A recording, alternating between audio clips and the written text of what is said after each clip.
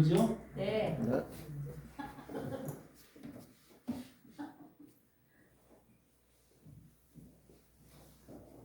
목사님 찾으시라고 하셨어요. 기도하고 시작합시다.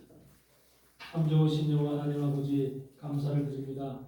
오늘도 또한 모려 강의를 허락하셔서 주의 종들이 함께 모여서 주님의 말씀을 교전토록 하심을 감사를 드립니다.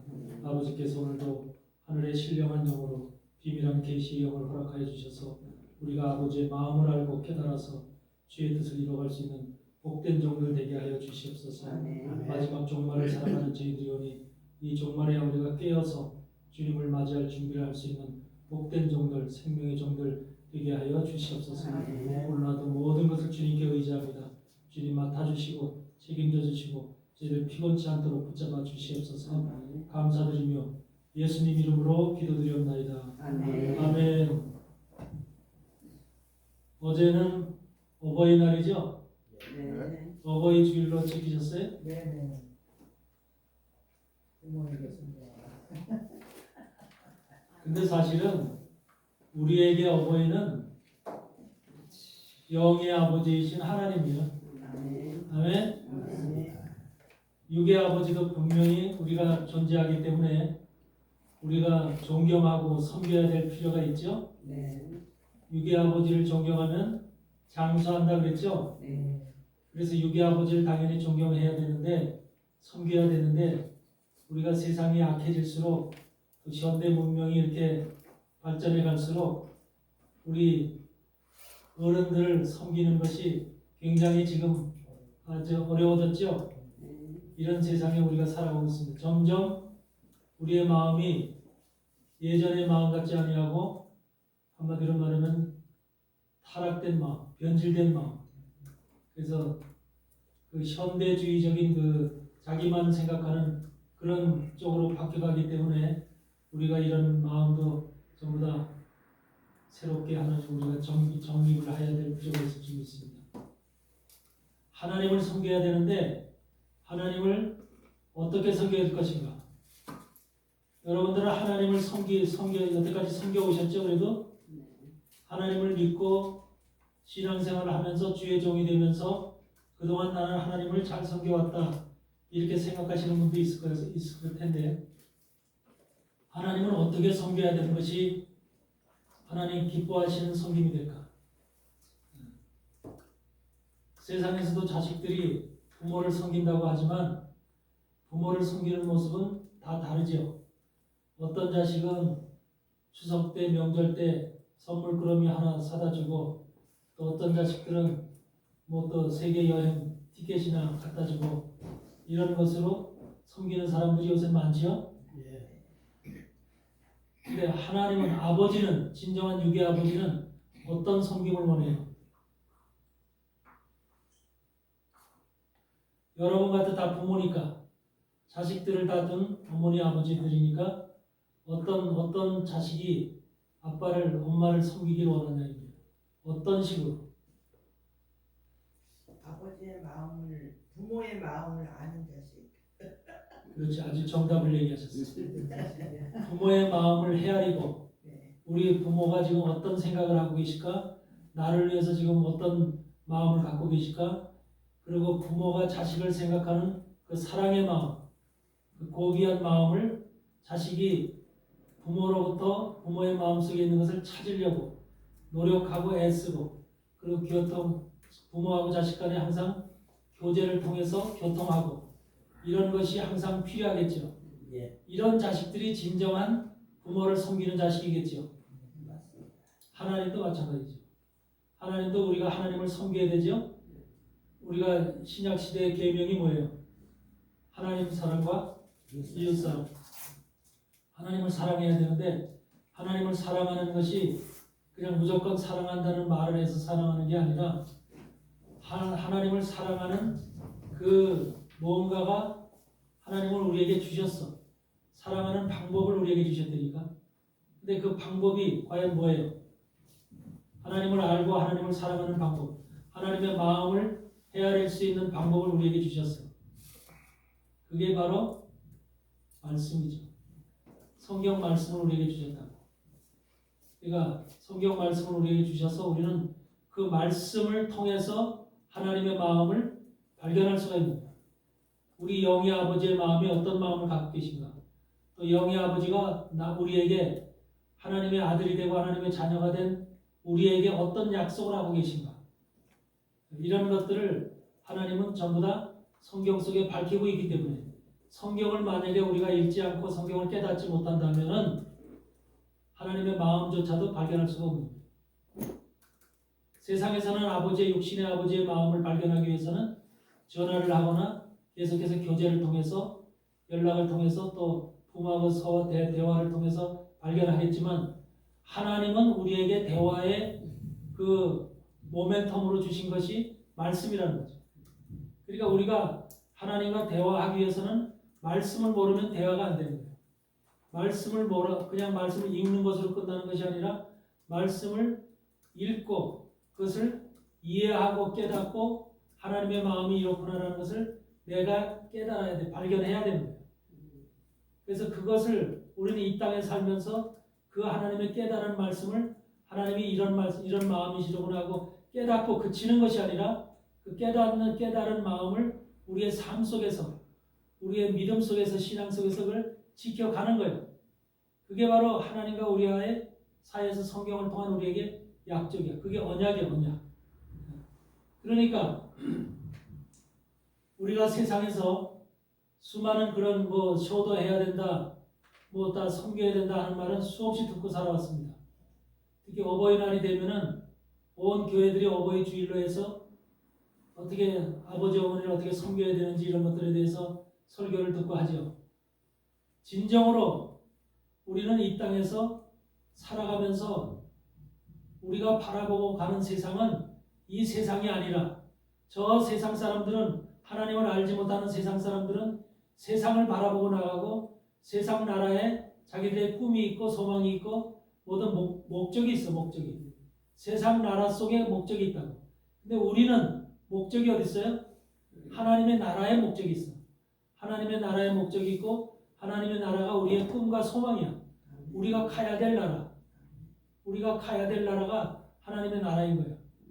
이사야 26장에 보면은 뭐라고 얘기를 하냐면 하나님께서 우리가 신을 지키는 의로운 나라로 들어갈지어다.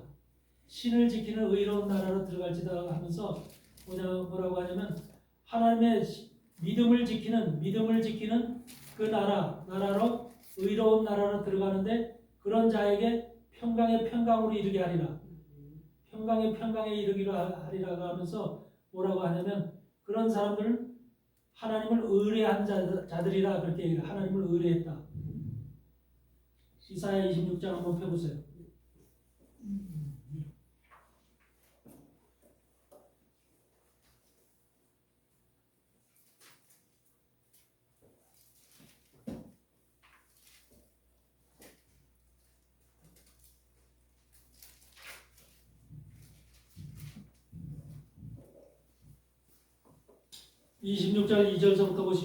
이사야 26장 2절서부터 보시면 너희는 문들을 열고 신을 지키는 의로운 나라로 들어오게 할지어다. 주께서 심지가 견고한 자를 평강의 평강으로 지키시리니 이는 그가 주를 의뢰함이니라. 너희는 여호와를 영원히 의뢰하라. 주 여호와는 영원한 반석이시니로다. 여기서 뭐라 얘기하냐면 주를 의뢰하래요. 주를 의뢰. 그러면서 심지가 견고한 자를 평강의 평강으로 지키신대요. 여기서 의뢰하라고 하는 이 말은 바타크라고 하는 말이에요. 바타크. 히브리어 바타크라고 하는 말인데 의뢰하다, 신뢰하면서 확신하다 그 말이에요. 신뢰하고 확신하다. 그러면서 뭐냐면 무슨 뜻이냐면 피난처를 찾아서 도망친다 그런 뜻이 있어. 이 의뢰한다는 말씀 속에 피난처를 찾아서 도망친다. 이런 말, 왜 이런 말이 이 의뢰라고 하는 말 속에 들어있을까? 여러분의 피난처는 어디예요?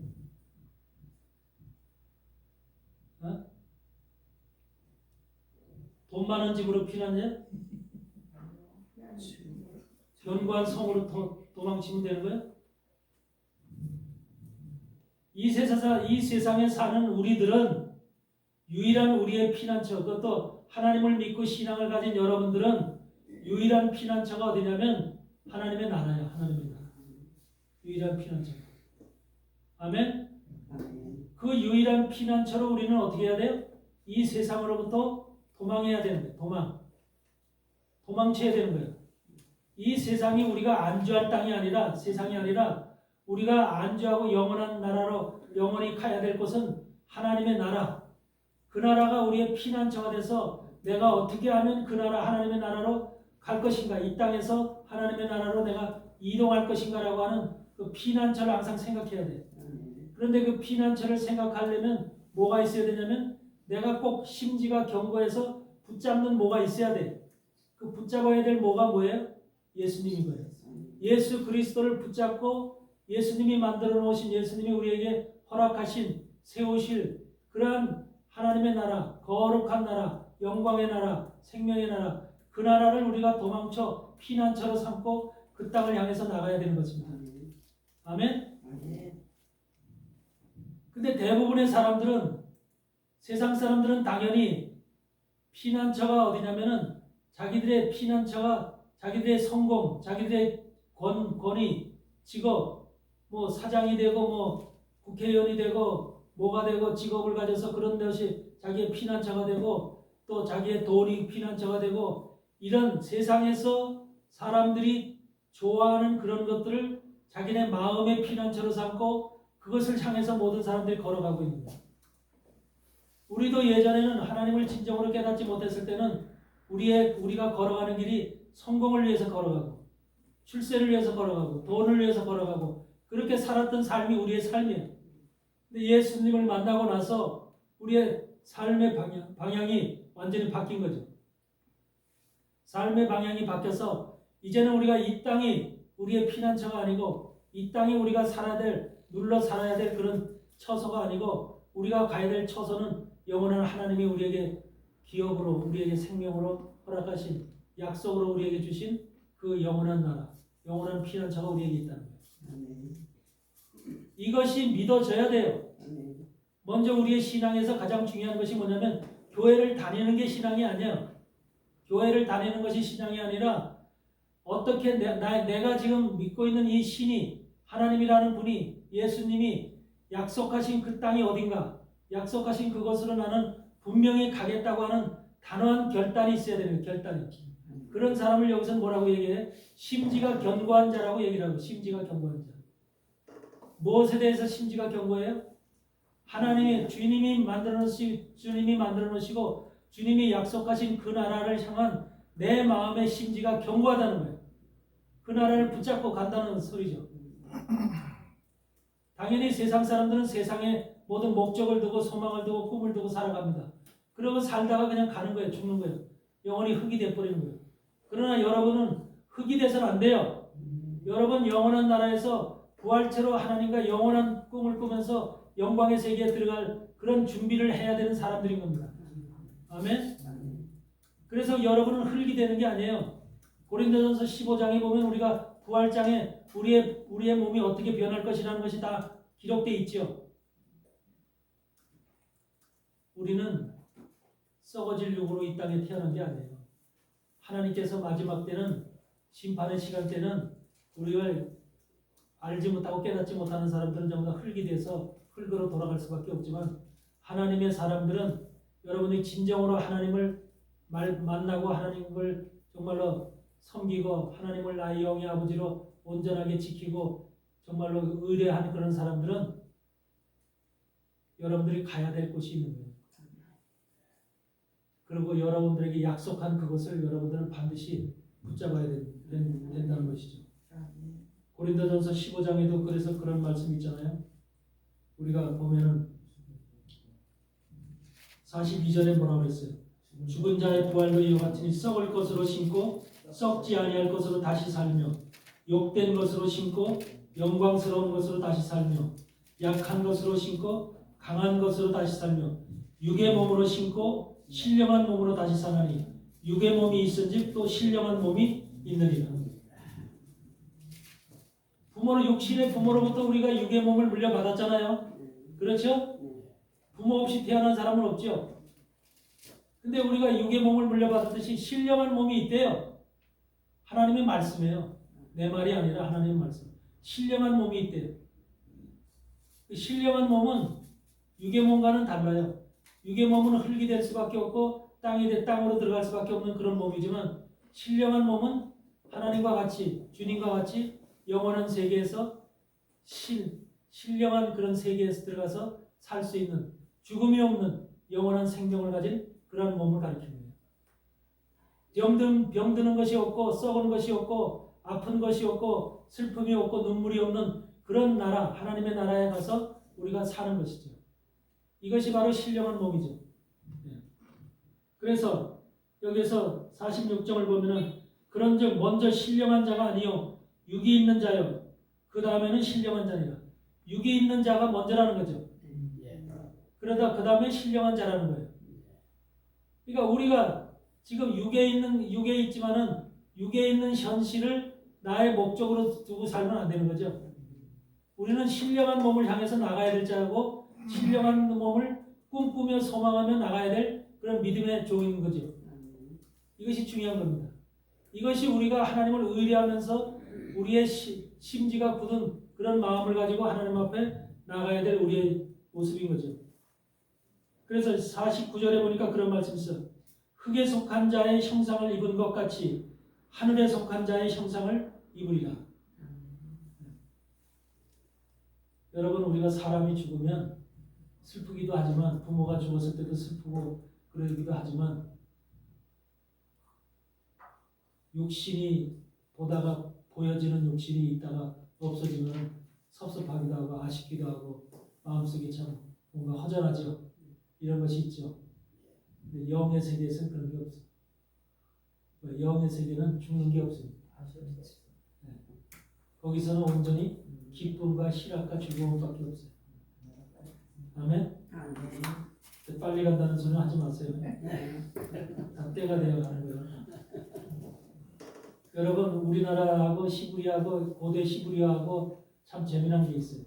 우리나라 어르신들이 돌아가시면 집에서 옛날에 어떻게 곡을 해요? 곡 한번 해봐서 어떻게 해요? 아이고 그러죠. 무덤에서도 그렇고 우리가 뭐 상차려 놓고도 아이고 그러지 많이 하죠. 그 아이고가 뭔지 아세요? 아이고 사는 간다. 근데 영어로 그건 아이고고 시브리어로 아이고. 시브리어에도 아이고가 있거든요. 시브리어 우리는 아이고지요. 시브리어는 아히고예요. 아히고. 근데 그 아히고에서 아이고가 나온 거예요. 아이고에서 아이고. 근데 그것이 부모가 죽었을 때 시브리 사람들이 모세나 그때 시대 사람들이 부모가 죽었을 때 부모 앞에서 곡하는 소리가 바로 아이고야. 우리나라 사람들 곡하는 거하고 똑같아. 그래서 아이고 하는 것이 과연 지금 시브리 사람들 예루살렘 대학에서도 이 한국하고 말이 같은 게 엄청나게 많은 거야. 고대 시브리하고 같은 언어가 상당히 많아. 여러분 우리가 아빠 그러죠. 아버지 아빠 그러죠. 저들도 아빠 그런단 말이에요. 그래서 아버지라고 그러죠. 아바 그래요. 그것이 우리나라에서 아빠가 되고요. 엄마는 뭐라 그래요? 엄마.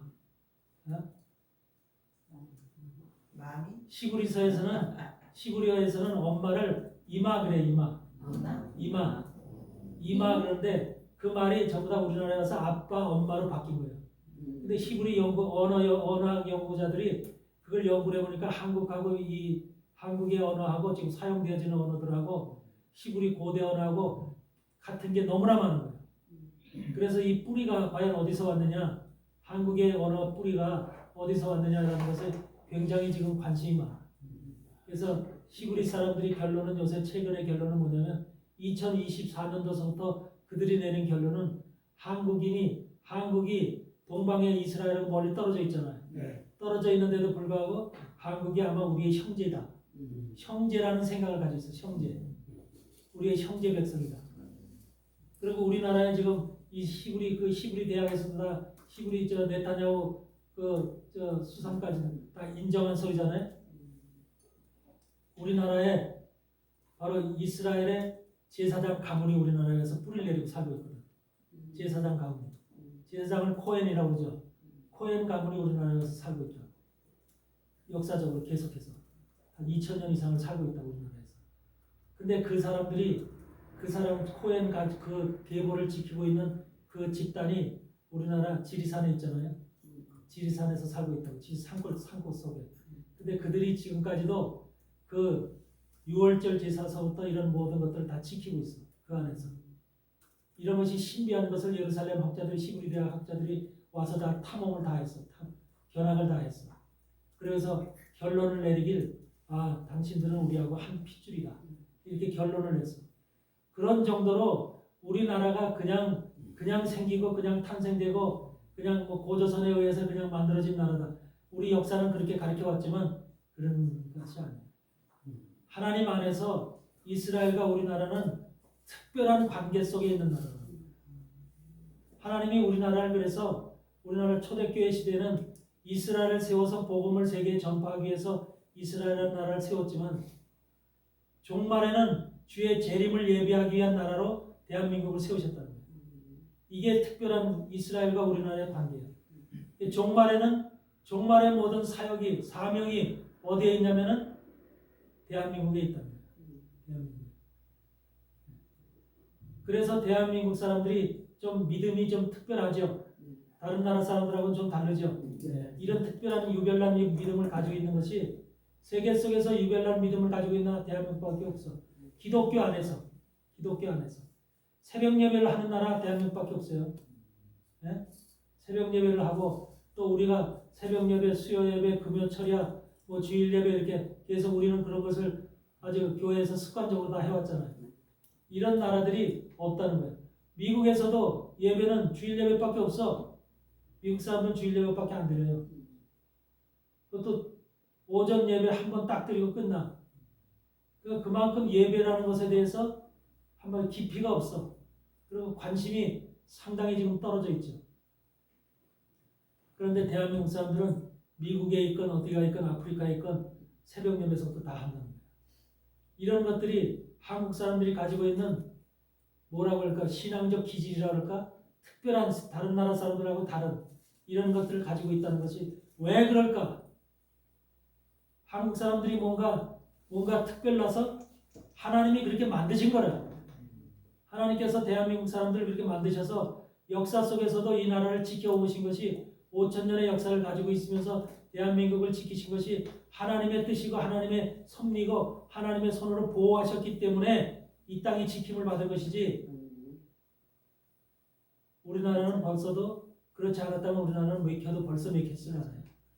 중국에게 맥히고 일본에게 맥히고 맥혔을 않아요. 근데 하나님이 왜 이 나라를 지키셨느냐? 마지막 시대에 해야 될 주님의 재림을 대비하고 예비할 사역이 이 백성들에게 있기 때문에. 여러분들 마지막 때 주님은 초림 때 주님은 뭐래? 구원의 주님으로 오시죠. 구원의 복음을 선포하시러 오시는 거죠. 마지막 때 주님은 심판의 주님으로 오시는 거예요. 심판의. 대한민국 이 하나님의 사람들 선택된 여러분들이 심판의 백성으로 이 땅에 지금 존재하고 있다는 거예요. 심판의 백성으로. 여러분 이 계시록 20장에 보면 무슨 말씀이 있어요?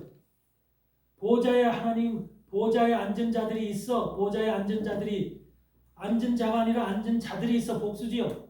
앉은 자들이 있어 심판하는 권세를 받았더라 그러죠. 하나님의 보좌에 앉은 자들이 있는데 심판하는 권세를 받았대요. 그들이 누구냐? 바로 여러분들. 심판하는 권세를 받은 자들. 하나님은 마지막 시대에 바로 우리에게 그 대한민국에게 엄청난 그 사명을 주시면서 그 하나님께서 우리에게 한마디로 맡겨야 될 행해야 될 이런 엄청난 한마디로 의무, 신앙적 의무를 우리에게 부여하신 거예요. 그래서 대한민국이 지금 이단이 가장 많은 나라예요. 그런 것을 해치고 하나님의 말씀을 제대로 분별하지 못하고 온전하게 사단이 이 나라를 한마디로 온천 교회들을 파괴시키고 변질시키고 해서 하나님의 진정한 하나님이 이 나라 백성들을 향한 교회를 향한 뜻을 찾지 못하고 발견치 못하도록 교회들을 흩어놓은 거예요. 정신적으로 전부 다. 그래서 교회는 세계에서 모든 큰 나라 큰 교회들이 대한민국에 다 모여 있잖아요. 수십만 명의 교회, 순복음교회에서부터 뭐 사랑의 교회로 대형 교회들이 다 모여있지만 그 교회들이 하나님이 원하시는 방향으로 가지 못하고 전부 다 인본주의적으로 자유주의 신학 가운데 그렇게 갈 수밖에 없는 것이 사단이 이 땅의 모든 대형 교회들을 전부 다 장악했다는 거죠. 이런 엄청난 것들이 지금 우리나라에서 왜 이와 같이 신앙적으로 믿는, 지금 하나님을 정말로 경건한 마음으로 그렇게 여러분과 같이 믿는 사람들 외에는 대부분이 다 거칠애로 믿는다. 거칠애로 가르쳐주고 변질된 신학으로 변질된 믿음으로 가르쳐주고 있기 때문에 그것이 하나님을 믿는 것으로 알고 열심히 다니면 모든 것이 되는 것처럼 이렇게 우리에게 지금 가르쳐 왔다는 거죠. 하나님은 여러분이 하나님을 믿을 때 우리도 세상을 믿을 때도 마찬가지지만 제대로 배우고 제대로 깨닫고 제대로 이해를 해야만 하나님에 대해서 이해를 해야지만 그분에 대해서 정확히 알고 그분을 섬길 수가 있고 그분을 향해서 우리가 존경하는 경외심이 나타나는 거예요. 모르면 알지 못하면 하나님의 말씀 속에서 깨달은 지식이 없으면 하나님에 대한 것이 믿음의 신뢰가 깨어지는 거예요. 불분명해지는 거예요. 이런 것들이 바로 지금 우리 대한민국에 수많은 교회들이 있지만 그 교회들 속에서 잘못된 방향으로 인도해지는 그런 모든 것들이 바로 그래서 그래요. 예수회라는 것이 예수의 본부가 지금 대한민국에 있죠. 아세요? 예수의 본부가 대한민국에 있다니까. 그렇다. 가톨릭의 예수회, 모든 개신교의 세력들 완전히 박살내고 개신교의 신앙을 완전히 가톨릭으로 흡수시키기 위해서 애를 쓰고 노력하는 바로 1514년 이그나시오스 로엘라를 통해서 만들어진 예수회. 1514년에 여러분들 1514년에 마틴 루터를 통해서 종교개혁이 있고 난 이후에 개신교가 가톨릭에서 나오죠. 그때 이후로 1540년이 됐을 때 1540년 때 이그나시오스 로엘라는 예수회라는 것을 만들어서 바로 가톨릭의 허락을 받아서 전 세계의 모든 개신교인들 그들을 종교재판이라는 것을 만들어서 그들을 전부 다 사형시키고 전부 다 처형하고 온갖 그 고문 기구를 통해서 그들을 갖다 죽이는 수천만 명의 기독교인들을 학살하고 죽이는데 예수회가 그 주역을 감당했던 것이 예수회잖아요. 예수회는 오늘날까지도 존재하잖아요. 세계 각국에서 가톨릭 전도단들이 누구냐면 예수회예요. 가톨릭 전도단들. 우리나라의 예수의 대표적인 이름이 뭐예요? 정의구현 사제단이죠. 정의구현 사제단이 예수회죠. 이름은 거창하죠. 정의구현 사제단. 얼마나 멋있어 이름은. 근데 그 본뜻은 뭐예요? 항상 좌파 성향을 가지고 하나님의 나라를 하나님의 교회를 파괴시키고 이 나라를 대한민국이라는 이 나라를 자유민주주의의 신앙을 가진 그런 나라로 지키려고 하는 것이 아니라 자유민주주의 이 나라를 어떻게 사회주의 공산주의 나라로 바꾸려고 하는 것이 바로 정의구현 사제단의 목적이죠. 이것이 예수의 본부가 대한민국에 있다고 하는 이 사실은 사단의 목표가 대한민국이라는 나라에 지금 마지막 때 집중되어 있다는 거예요. 사단의 목표가. 이게 지금 얼마나 아는 사람들이나 알지 일반 사람들은 생각도 없고 관심도 없기 때문에 모르는 거죠. 교회가 얼마나 지금 정신을 차리고 깨어 있어야 될 때인지 여러분들은 분명히 아시기 바랍니다. 이 사람들은 교회를 통해서 예전에는 여러분은 종교개혁 이후에는 개신교인들을 형틀을 통해서 많은 사람들을 어마어마한 사람들을 죽였어요. 그래서 사람들이 피해 다니고 도망 다니고 그랬었는데 이제는 1517년에 1517년이 아니라 1776년 5월 1일 1776년 5월 1일 일루미나티가 만들어진 이후에 일루미나티 아시죠? 프리메이슨과 일루미나티라는 게 있죠? 일루미나티라는 말 자체는 뭐예요? 광명의 빛을 비친다는 거예요. 세상에 빛을 비친다는 거예요. 그게 일루미나티의 본 핵심이에요. 세상에 빛을 1776년은 미국의 7월 4일날 미국 독립기념일이 7월 4일이죠. 그거보다 2달 앞서서 일루미나티가 만들어져요. 일루미나티가 만들어져서 이 일루미나티에 속한 사람들이 미국의 조지 워싱턴서부터 초대 대통령서부터와 일루미나티 프리메이슨에 속한 사람들이 다 대통령이 되는 거예요. 그러면 이런 사람들이 대통령이 돼서 미국이라는 나라를 일루미나티 빛을 광명의 빛을 세상에다 밝히는 이런 역할을 한다는 그럴듯한 그런 한마디로 그 캐치프레이를 내세우고 그들이 여태까지 진행을 해온 것이 뭐예요? 세계 유명 대학들을 일루미나티가 다 세운 거죠. 일루미나티로 인해서 만들어진 대학들이 전부 다 뭐예요? 하버드 대학서부터 예일 대학서부터 미국의 대학, 콜롬비아 대학서부터 영국에 있는 대학, 세상의 모든 대학들이 여러분들이 자식들이 지금 꿈꾸고 가고 싶어하고 그런 대학에 한번 가봤으면 좋겠다 이렇게 생각하는 그런 대학들이 전부 다 일루미나티에 의해서 만들어진 대학들이라는 거예요. 형틀로 인해서 사람들을 죽였던 그들의 방법이 이제는 정신적인 교육을 통해서 정신을 바꾸겠다는 거예요. 정신을 고등교육을 통해서 하버드 대학이나 예일 대학이라는 고등교육을 통해서 고등적인 학문을 통해서 이 우리의 지식 체계를 바꿔놓겠다는 거예요. 생각과 이성의 체계를 바꿔놓겠다는 거예요. 이것이 바로 일루미나티가 주장하는 핵심이에요. 그 이후서부터는 카톨릭은 이제는 때려잡고 형틀 통해서 죽이는 그런 일을 해온 게 아니라 전체적인 세계의 교육을 통해서 교육이라는 방식을 통해서 지식이라는 세계를 통해서 과학이라는 문명을 통해서 모든 세상의 생각을 바꿔놓는 거예요.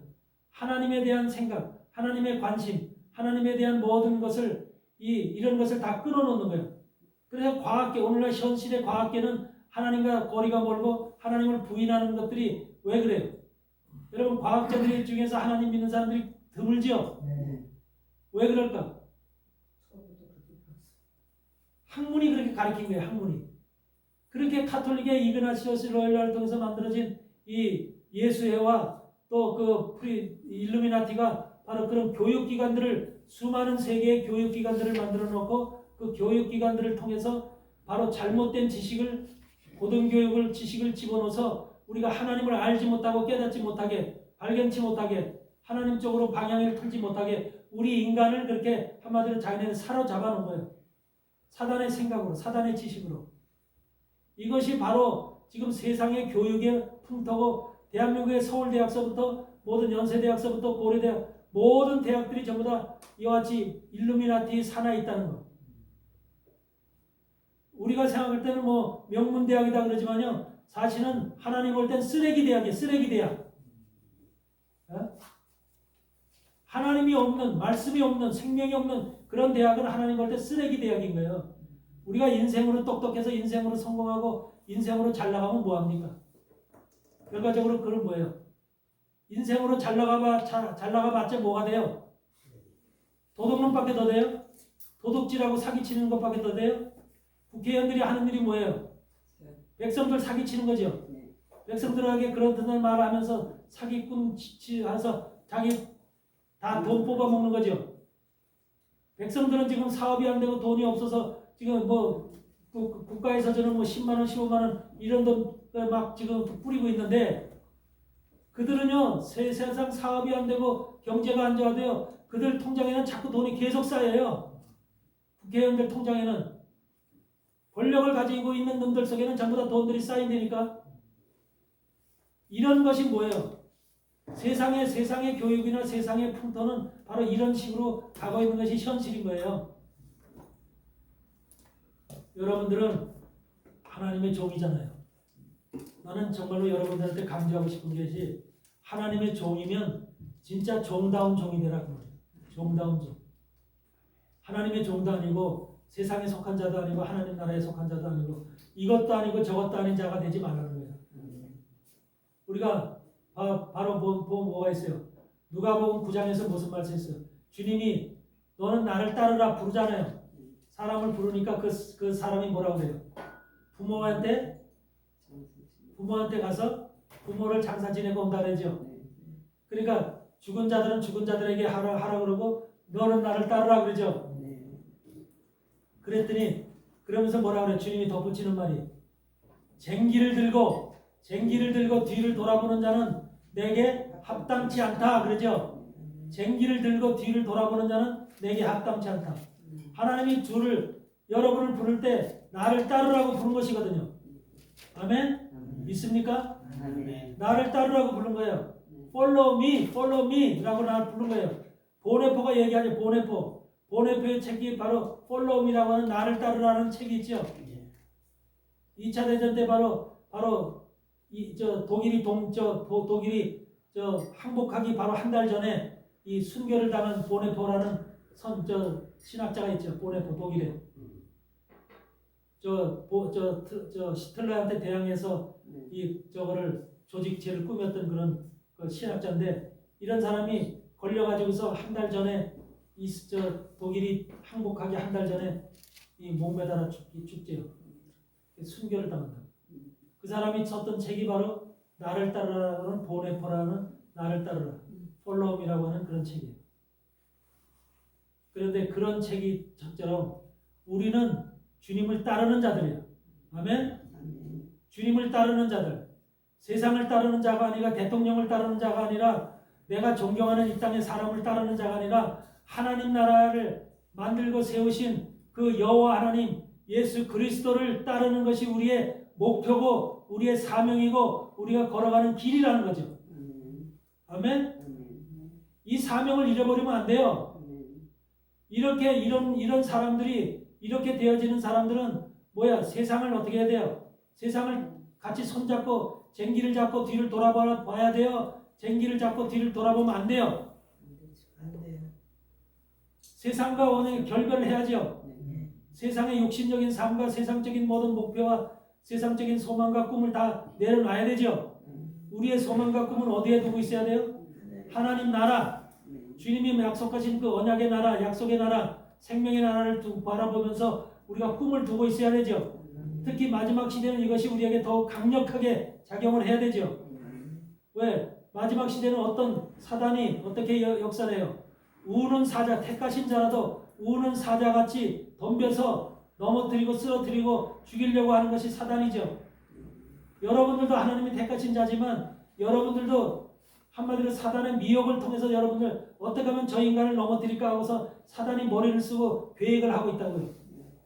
이런 세상 가운데 살아가고 있기 때문에 우리가 담대하게 주님을 의뢰하는 강건한 믿음이 세워져 있지 않으면 언제 사단의 먹이가 될지 모르는 거예요. 이것이 바로 우리의 모습이에요. 그래서 여러분들 의라고 하는 것을 정확히 이해해야 돼요. 의가 뭐냐? 하나님이 인정하는 의가 있어요. 세상이 인정하는 의가 있고 세상이 인정하는 의는 뭐예요? 정의라고 그래요. 세상에서는 정의라고 그래요. 옳은 일, 바른 일, 그리고 남을 위해서 희생한 일, 도와준 일. 만약에 우리가 누가 죽을 운명에 처했는데 그 사람을 대신해서 그 사람을 끄집어내서 그 사람에게 생명을 주고 대신 죽었다. 그럼 의로운 자라고 얘기를 하죠. 그런 사람들을 가끔 신문에도 나잖아요. 나라를 위해서 싸워서 정말로 나라를 다시 찾았다. 일본에서 찾았다. 그런 사람들 다 의로운 사람들이라 의인으로 우리가 추앙하고 받들잖아요. 그렇죠? 세상에서 인정하는 의인은 눈에 보이는 현실이나 눈에 보이는 세계를 한마디로 그것을 위해서 싸우고 일한 사람들을 의인이라고 인정을 해요. 그렇지만 하나님 나라에서 의와 하나님 나라에서 인정하는 의인은 뭐냐? 의인은 뭐냐 이 말이에요. 하나님이 인정하는 의. 하나님은 누굴 찾아요? 의롭게 된 자를 찾는 거예요. 의롭게 된 자를. 의의 조상이 누구예요? 아브라함이 의의 조상이죠. 믿음의 조상이면서 의의 조상이에요. 왜 아브라함을 의의 조상으로 하나님이 세우셨을까? 무엇 때문에 아브라함을 의의 조상으로 세우셨을까? 창세기 12장을 보면 아브라함에게 하란에서 뭐라고 말씀하시냐면 너는 본토 친척 아비 집을 떠나 내가 내게 지시할 땅으로 가라. 그렇게 명하죠. 본토 친척 아비 집을 떠나래요. 아브라함에게 본토 친척 아비 집은 뭐예요? 그 당시 자기의 삶의 바로 거처지요. 거쳐면서 그것이 나의 모든 삶의 기본이 있고 본질이 있고 모든 관계가 있는 장소지요. 그 장소를 떠나라 그러면 여러분들 아마 도들러서 여러분 지금 살고 있는 남편과 가정과 모든 현실을 다 그대로 놓고 떠나라. 내가 하나님의 말씀이 여러분을 향해서 떠나라 그럴 때 그걸 놓고 떠날 수 있냐 그 말이야. 네? 못 떠나죠. 아브라함과 같은 믿음을 우리는 없다니까요 지금. 아브라함은 그걸 놓고 떠났어요. 뭘 붙잡고? 하나님의 말씀을 쫓아갔다 그래요. 말씀을 쫓아갔다. 과연 여러분은 하나님 말씀을 믿는다고 하더라도 그 말씀을 쫓아서 여러분들 갈 수 있는 그런 대단한 믿음을 소유하고 있느냐는 거죠. 본토 친척 아비 집을 떠난다고 하는 그 사실 자체가 바로 세상과 이별한다는 거예요. 세상을 떠난다는 거예요. 알 수 없는 곳, 보이지 않는 곳, 하나님이 약속의 땅이라고 하는데 그 약속의 땅은 뭔가 보이질 않아요. 미래가 없어요. 거기 어떤 것이 나에게 닥쳐올지 전혀 예상을 못해요. 그런 것을 가서 말씀을 의지해서 간다고 하는 이 실체가 이것이 과연 보통 믿음으로 이것이 가능하느냐 그 말이에요. 이런 현실을 가만히 생각해보면 그 자체가 바로 뭐냐면 의예요. 아브라함이 본토 친척 아비 집을 떠나라고 하는 그 명령을 듣고 아무 반론도 제기하지 않고 하나님 내가 어떻게 본토 친척 아비 집을 떠나서 과연 어디로 가는데요? 내게 뭔가 있어요? 이렇게 뭔가 아브라함이 반문을 하는 것이 아니라 아무 반문이 없이 그냥 하나님 말씀을 쫓아갔다. 왜 아브라함은 그런 결단을 할 수 있었을까? 아브라함 속에는 보이지 않는 하나님이지만 그 하나님이 살아계심과 하나님의 계심을 존재하심을 마음속에 확실히 믿고 그분은 죽은 자를 살리시며 없는 것을 있게 하시는 그런 분이라는 것을 확실히 아브라함 마음속에는 하나님이 존재했다는 거예요. 하나님이 죽은 자의 하나님이 아니라 살아계신 하나님으로 그 말씀 자체가 살아있는 생명의 말씀으로 받아 있었기 때문에 그 말씀을 쫓아서 갈 수 있었던 거예요. 노아가 120년 동안 방주를 질 때 노아를 당대의 의인이라 그래요. 그렇죠? 남들은 전부 다 세상에 시시덕거리고 즐기고 할 때 강팍하고 폐역한 인생들로 살아갈 때 노아만큼은 하나님의 말씀, 하나님은 살아계신 하나님, 정말로 생명이신 하나님, 그 하나님의 말씀은 진리고 그 말씀은 변치 않아. 그래서 그 120년 후에는 이런 홍수가 날 거야. 모든 사람들이 멸할 거야. 이런 확실한 신념을 가지고 120년 동안 방주를 진다고 하는 이것이 보통 믿음이냐 그 말이에요. 그런 믿음을 비교해서 보면 여러분들이는 아나 지금 현실에 믿는 믿음의 사람들이 과연 그들의 믿음에 비해서 몇 프로나 우리가 당할 수가 있겠어요. 신약 시대 보면은 우리가 예수님께서 갈릴리 바닷가에서 어부노릇을 하고 있는 베드로와 야고보와 요한을 부르잖아. 베드로와 야고보와 요한을 부를 때 베드로와 야고보와 요한은 그들의 삶이잖아. 바닷가에서 어부해서 벌어먹고 사는 것이 그들의 삶이잖아. 그런데 예수가 나를 쫓아라. 너희가 고기 잡는 것이 아니라 사람을 잡는 어부가 되리라. 이렇게 말할 때 아무 소리도 없이 배와 그물을 버리고 분명히 말씀 속에 있어요 없어요? 배와 그물을 버리고 예수를 쫓았더라. 여러분 배와 그물을 버렸다는 그 사실이 뭐예요? 나의 삶을 버렸다는 거예요. 나의 인생을 버렸다는 거예요. 육신의 삶의 모든 것을 다 포기했다는 거예요. 그리고 생명이신 예수를 보니까 그분이 바로 메시아고 그분을 쫓아가면 내게 생명이 있고 영원한 나라로 내가 갈 수 있다는 확신이 베드로, 야고보, 요한 속에 있었다는 거죠. 그런 것이 없이는 따라갈 수가 없는 거예요. 여러분들 속에 그 믿음이 있어야 된다니까. 주의 종이라면 베드로, 야고보, 요한처럼 다 버리고 쫓아갈 수 있는 그런 믿음이 있어야 되는 거야. 전적인 여호수아와 갈렙을 향해서 하나님께서 그 두 명의 정탐꾼들 중에서 그 두 명만 바로 하나님을 믿었잖아. 하나님께서 갈렙을 향해서 하는 소리가 뭐야? 전심으로 여호와를 쫓았은지. 전심으로 여호와를 쫓았대. 헤브론 땅을 주기 위해서 주시는 하나님이 갈렙에게 헤브론 땅을 주시면서 전심으로 여호와를 쫓았은지. 여러분 신앙이라는 것은 하나님을 믿는 신앙이라는 것은 하나님 나라를 향해서 가는 신앙은 이것은 가짜 신앙이 아니야. 생명의 신앙이야. 죽고 사느냐 죽느냐 사느냐 영원한 생명이냐 영원한 멸망이냐 이것을 붙잡는 거예요. 이것을 우리가 잘못 잡으면 망하는 거예요. 영원한 멸망, 끝도 한도 없는 멸망. 그렇지만 이 예수 그리스도라는 생명을 붙잡으면은 영원한 생명을 붙잡는 거예요. 아멘. 그 생명은 그냥 생명이 아니야. 영광의 생명이 영화로운 생명이야. 이것이 바로 여러분 속에 붙잡아야 될, 여러분 지금 현실 속에서 붙잡아야 될 모습이고요. 아멘. 거기에 비해서 보면은 우리가 얼마나 지금 신앙의 모습이 약하고 지금 연약한가를 발견할 수 있죠. 이런 사람들을 향해서 의롭다고 인정을 하시는 게 하나님께서 너는 의롭다. 우리가 만약에 아브라함이나 또는 노아나 이런 베드로나 야고보 요한처럼 이런 것들을 다 버리고 갈 수 있는 이런 세상의 모든 것을 내려놓고 버리고 주님만을 쫓아갈 수 있는 이런 사람들이 됐을 때, 이런 신앙을 소유할 때 하나님이 여러분들 자신 개개인에게 너는 의롭다라는 칭호를 붙일 수가 있는 거예요. 의롭다. 하나님이 의롭다 하는 것은 그 사람은 산 거야. 그 사람의 생명은 영원한 거예요. 이제 하나님이 의롭다 하시는 사람. 하나님이 의롭다 하는 것은 이건 보통 호칭이 아니야. 이런 믿음이 바로 여러분 속에 있어야 됩니다. 여러분, 의로운 자에게 하나님께서 행하신 일이 뭐야? 의롭다고 인정받는 자에게 하나님은 어떤 일을 하는지. 로마서 4장에 보면은, 로마서 4장 1절에서 9절까지 보면은 무슨 말씀이 있어? 일하는 자에게는 그 삭슬 은혜로 여기지 아니하고 빛으로 여기거니와, 그러죠? 그래요?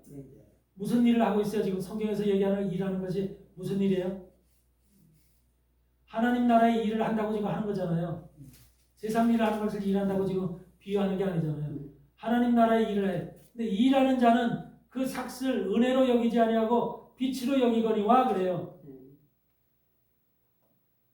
이게 무슨 뜻이에요? 여러분, 하나님의 일을 하는데 전부 다 여러분들도 하나님의 일을 하지요. 하나님의 사역을 하지요. 사역이 일이니까 하나님 나라의 일을 하고 있어요. 그런데 그것을 삭슬 은혜로 여기지 않고 빛으로 여긴대요. 빛. 하나님과 나와의 청산해야 될 빛으로 여긴다는 거예요. 빛으로. 하나님 인정해 주신다. 그러니까 그게 무슨 말이냐면 바로 여러분들 일을 하게 되면 하나님 일을 열심히 했어. 교회에서 봉사하고 전도하고 일을 열심히 했어. 그래서 사람들이 볼 때 야, 저 집사님은 참 하나님 일 열심히 했으니까 하늘에 상급을 많이 쌓아놨을 거야. 하나님이 저 집사님에게 큰 상급을 주실 거야. 이런 말들을 해야 안 해요? 해야죠. 오늘 수많은 교회들에서 그런 말 하죠. 그러면 그 일을 한 집사의 마음속에는 하나님이 내게 그 상급을 주실 거야라는 그 빛이 하나님이 나한테 계산할 빛이 있다는 거예요. 계산할 빛이. 그것이 은근히 마음속에 존재한다는 거예요. 네네 있어요. 있죠? 네네. 다 경험해 보셨을 거예요. 네네. 빛이 있다는 거예요. 빛이. 다시 우리는 무슨 일을 하면은 삭슬 받을 생각을 해야 해요. 해요. 삭이라는 게 보수지요. 보수. 네. 그래서 무슨 돈 받는 거잖아. 돈 받는 거. 세상에서는. 그러니까 일을 했으니까 삭슬 받는 것은 당연한 거죠. 세상에서는 당연한 거죠. 그러니까 하나님 나라의 일을 했으니까 나도 하나님으로부터 삭슬 받아야 된다. 보수를 받아야 된다. 그 보수가 바로 뭐야? 상급이야, 상급. 하늘나라에서 나에게 이만큼 하나님이 상급을 상급을 주실 것이다라는 그런 말을 지금 자기 자신 속에 마음속에 빛으로 하나님과 나의 계산할 빛으로 지금 마음속에 갖고 있다는 거야. 그래서 일을 하는 자는 그 삭슬 은혜로 여기지 않고 빛으로 여기거니와, 그래요. 하나님이 우리에게 베풀어 주신 것은 은혜인데 예수님이 이 땅에 오셔서 피를 흘리시고 물과 피를 흘리면서 모든 사람들의 죄를 대속하신 것은 이것은 하나님이 너희들 나중에 이거 갚아라. 내가 너희들을 위해서 피를 흘렸으니까 나중에 갚아야 돼. 이렇게 하기 위해서 오신 것이 아니라 은혜로, 무조건적인 은혜로 우리에게 주신 것인데 우리를 긍휼히 여시고 사랑하시고 긍휼히 여기시기 때문에 우리에게 공짜로 거저 주신 은혜인데도 불구하고 하나님은 우리에게 100% 은혜로 주셨는데도 불구하고 우리는 쥐꼬리 많은 하나님의 일을 했다고 하면서 하나님이 우리에게 주실 상급을 기대하고 있다는 거예요. 상급. 그게 인간의 모습이라는 거예요. 그것을 가리키고 있어. 교회들에서는 상급을 가리키고 있다니까. 축복으로 가르치고 있어요. 그걸 축복으로 가리키고 있지. 그러니까 많은 사람들이 나도 상급을 큰 상급을 받아야지. 저 하늘나라에 가면 내가 펜션을 이만한 큰 하나님이 펜션을 어떤 사람은 또 죽었다가 살아나는 사람들이 이 간증하면서 하늘에 가니까 이만 큰 펜션이 있더라. 아니 어떤 사람은 이제 짓고 있더라. 이제 지으려고 하고 있더라. 어느 사람은 이제 짓고 있는 중이더라. 별소리 다 하는 사람들이 많아. 그 소리를 믿고 나에게도 하나님의 일을 얼마나 했느냐에 따라서 그만한 것이 준비되어 있느냐 안 되어 있느냐를 또 통해서 사람들의 마음에 부채질을 하는 거죠. 한마디로 열심히 해라 부채질을 하는 거죠. 그러니까 일하는 사람에게는 바로 이와 같은 하나님의 일을 하는 사람에게는 반드시 이와 같은 빛으로 여기 하나님과 나의 계산하는 상급, 빛이라는 게 상급이야. 상급으로 계산하고 있다는 거. 이게 인간의 본질이라는 거예요. 근데 하나님은 우리에게 빛을 받기 위해서 죽으신 게 아닙니다. 다 무조건 공짜로 우리에게 다 베풀어 주신 햇세대의 은혜를 베풀어 주신 거예요. 햇세대 무료 공짜로 전부 다. 그런데 여기 그 다음에 보면 일을 아니할지라도 그래요. 경건치 아니한 자를 의롭다 하시는 자를 믿는 그에게는 그 믿음을 의로 여기시나니 여러분들 일을 아니하는데 경건치 아니해. 교회에서 시키는 일 봉사 전도도 안 해. 부엌에서 여자들이 와서 부엌에서 설거지도 하고 해야 되는데 그 안 해. 한 번도 한 적이 못 봤어. 그러면서 전도도 안 해. 그러면 경건한 거예요? 경건치 않은 거예요? 지금 우리 교회의 이런 풍속으로 봤을 때는 경건치 않은 자죠. 하나님을 제대로 섬기지 않는 자로 인정하죠. 교회에서. 담임 목사님이 그렇게 보겠죠. 장로님도 그렇게 보고 권사님도 교회 식구들이 그렇게 볼 거 아니에요. 그래서 예배만 보내고 그냥 뺑지리처럼 도망가고 이런 식으로 판단할 거 아니에요. 그러니까 일을 아니하는데 하나님은 그를 의롭다 한다는 거예요. 의롭다 한다는 거예요. 왜 그래? 일을 아니하고 경건치 아니한 자를 의롭다 하신다는 하나님 왜 의롭다고 할까? 요 내용을 발견해야 되죠. 요 내용을 찾아야 되죠. 뭐 때문에 의롭다고 할까? 일을 아니하고 경건치 않은데도 불구하고 하나님의 은혜니까.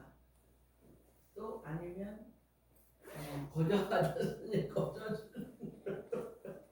그러니까 이것은 왜 그러냐면 가만히 생각해 보세요. 이 사람은 이 일을 한다는 것은 외형적으로 눈에 보이는 일이죠. 전도도 눈에 보이죠.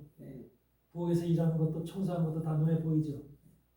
수고하고 땀을 흘리는 거죠. 근데 우리는 교회에서 어떻게 훈련을 받았냐면 수고하고 땀을 흘릴 때 그게 하나님의 일을 하는 것으로 그렇게 교육을 받았고 훈련을 받았어. 그런 것만이 하나님의 일을 하는 것이고 하나님을 위해서 수고하고 그래서 상급을 쌓는 일이라고 교육을 받아왔다니까. 그렇게 가르쳤어요. 그렇게 가르쳐왔죠. 그러니까 하나님 말씀 여러분 그렇지 교회에서 일은 안 하는데 그래서 경건치 아니한 자로 인정을 받은 그런 집사님이라고 쳐봐. 근데 그 사람은 항상 하나님 말씀을 사모하는 사람. 하나님 말씀을 사모하고 항상 말씀을 읽고 집에서든지 차에서든지 말씀을 묵상하는 사람이에요.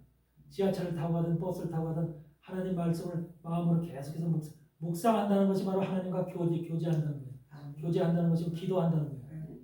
겉으로는 외형적으로는 땀 흘리고 수고하는 일이 없는데 그래서 경건치 않게 보이는데 마음속으로는 하나님을 생각하고 하나님 말씀 속에 있는 하나님의 뜻을 하나님의 의를 하나님의 나라를 발견하려고 하나님의 마음을 깨달으려고 이 마음속에서 부지런히 계속적으로 이 마음속에서 일하는 거예요. 아셨어요? 그러면서 이 마음속으로 일하면서 하나님의 마음을 발견해서 하나님의 뜻을 발견하고 하나님이 우리에게 베풀어 주신 이 모든 것이 은혜라고 하는 것을 깨달은 자야. 발견한 자야. 그러면서 그는 오직 그런 삶을 살기 때문에 세상적인 것하고는 거리가 멀고 하나님 말씀을 깨달은 자로다 세상적인 것하고는 거리가 멀고 한번 분리가 돼서 이런 구별된 삶을 사는 거예요. 그러니까 하나님이 볼 때 일하고 전도하고 수고하고 땀 흘린 사람을 놓고 또 하나님의 말씀을 사모하면서 하나님의 말씀과 교제하면서 24시간 잠자는 시간 빼놓고 항상 하나님과 함께하고 있는 그 영혼 둘을 비교할 때 누구를 하나님께서 사랑하시고 의롭다고 칭하겠어? 여러분 같으면 말씀 아버지 마음에 들게끔 행동하는 자. 그렇죠. 바로 그거예요. 그렇기 때문에 의롭다고 칭함을 받는 거예요. 그게 바로 다른 거야. 그러니까 일을 사람들이 볼 때는 외형적인 모습에서는 일을 하는 것 같지 않아.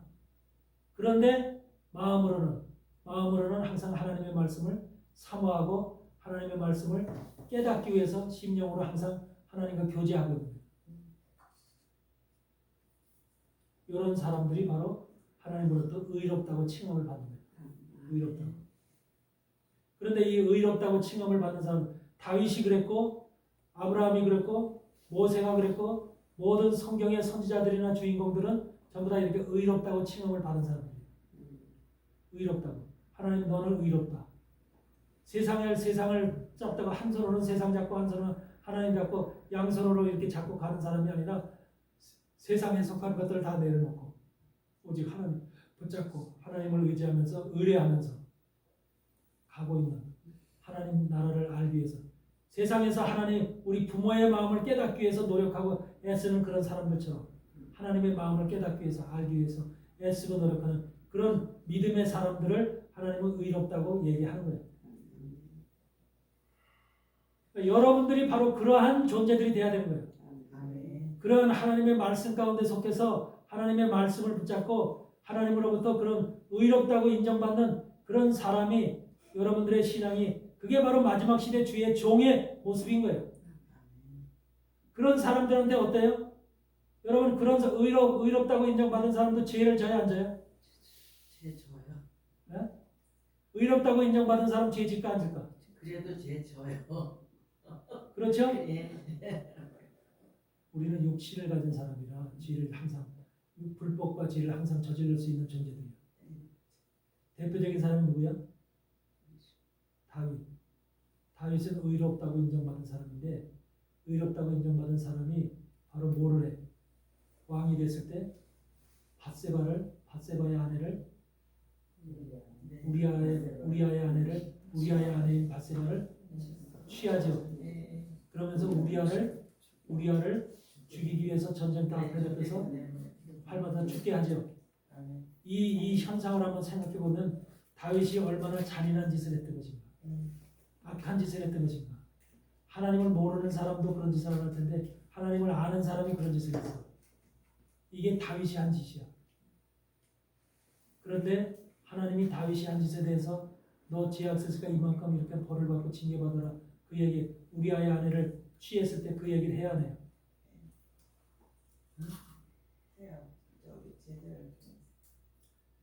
선지자 누가 나타나요? 갓 선지자죠. 갓 선지자가 와서 그 예를 들죠. 없는 백성들이 이렇게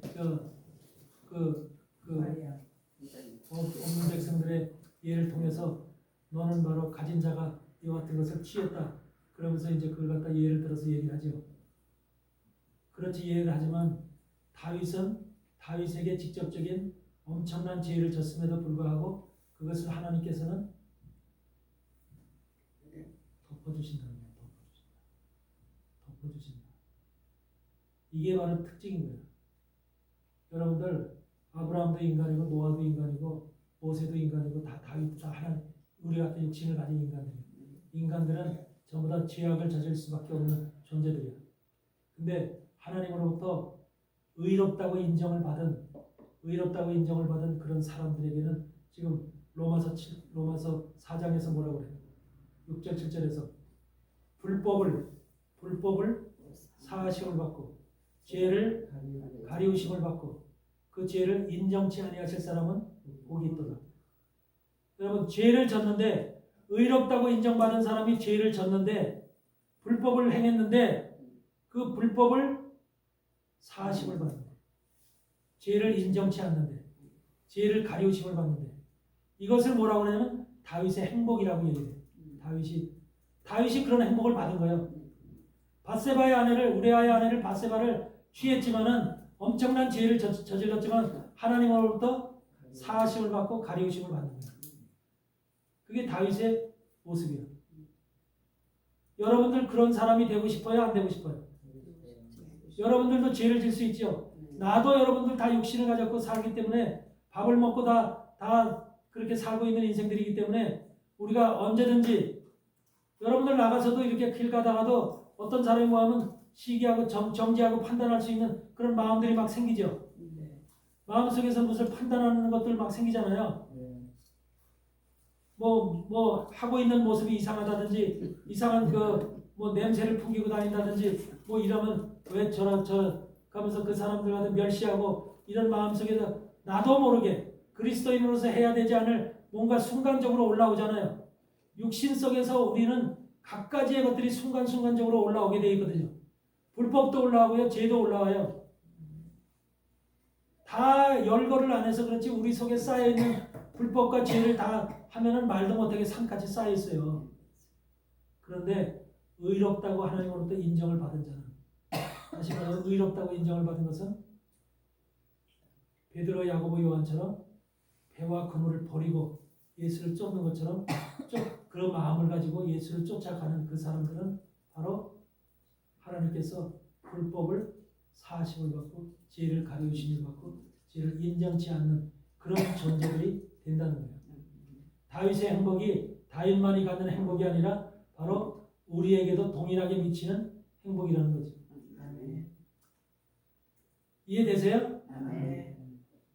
이것을 왜 이런 말씀을 로마서 4장에서 지금 하고 있을까? 우리가 이런 행복을 주의 백성들보다도 하나님의 종이라면 당연히 이와 같은 다윗의 행복을 취할 수 있는 이런 믿음을 소유하고 있어야 돼요. 의로운 믿음을 소유하고 있어야 돼요. 의로운 믿음을. 아멘.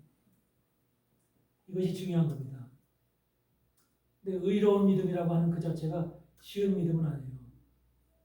의롭다고 인정받는 믿음은 나를 갖다가 전부 다 내려놓는 믿음이에요.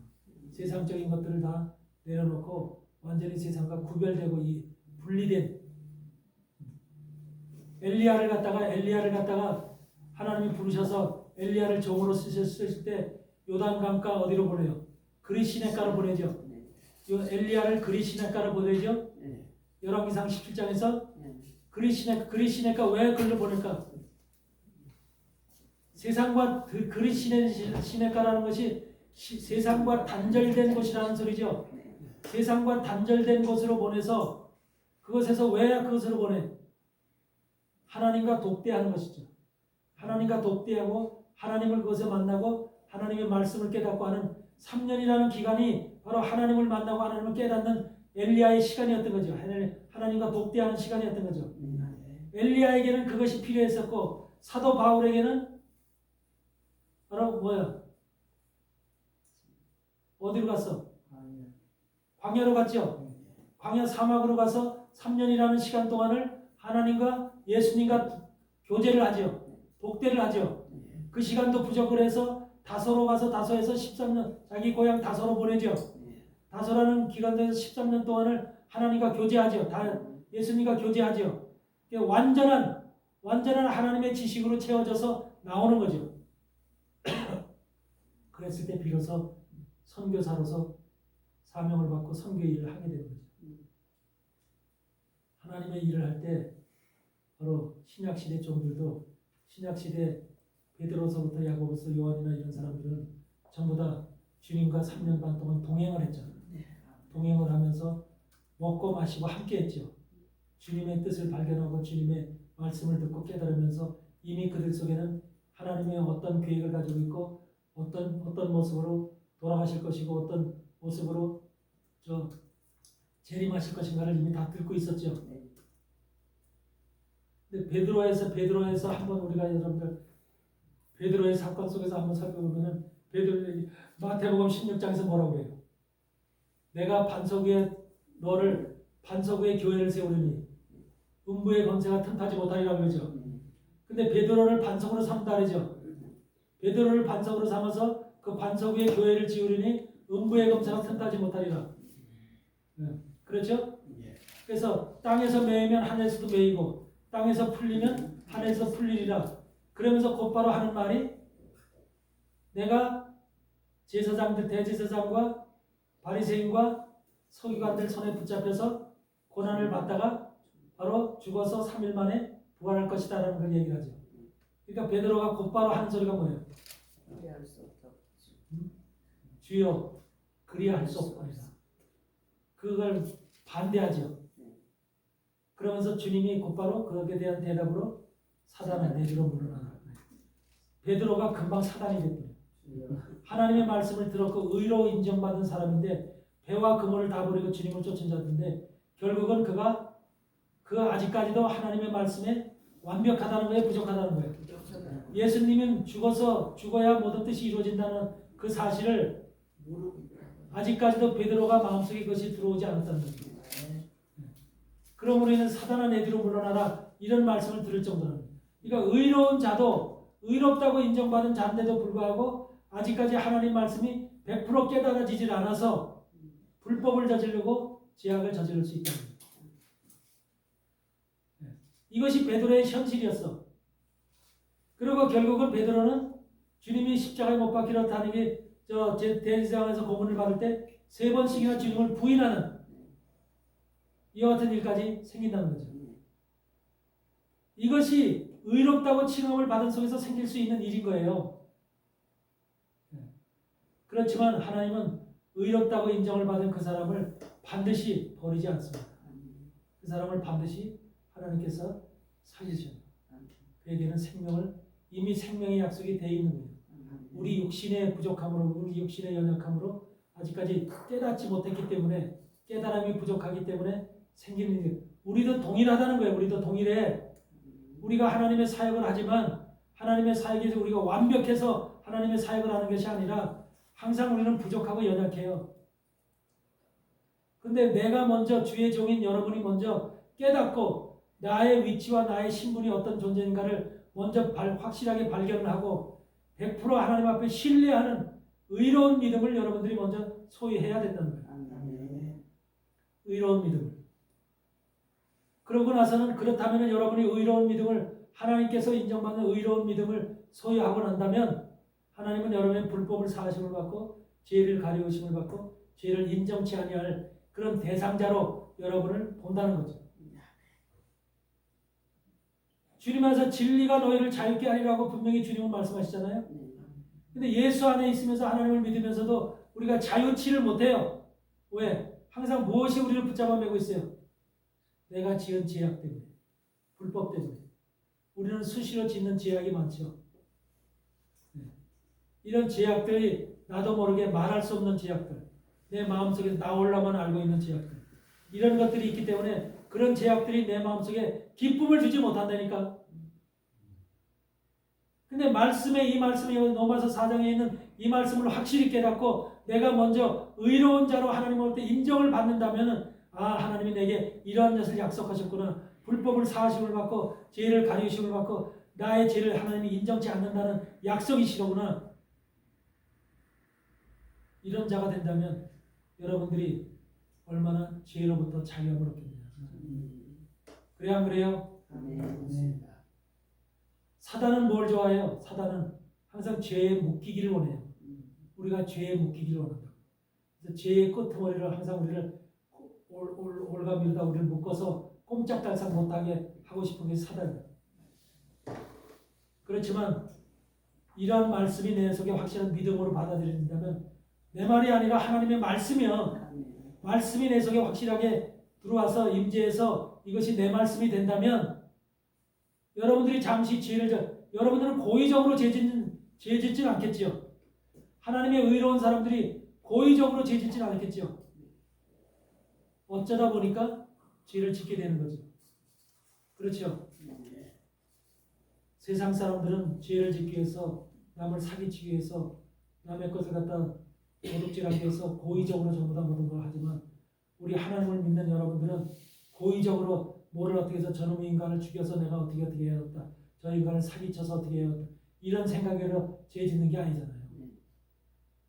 그러니까 우리는 그렇게 죄 짓는 게 아니라 나도 모르게 내 육신 속에서 육 자체가 죄이기 때문에 육신 자체가 죄, 육의 죄를 정하사 그랬잖아요.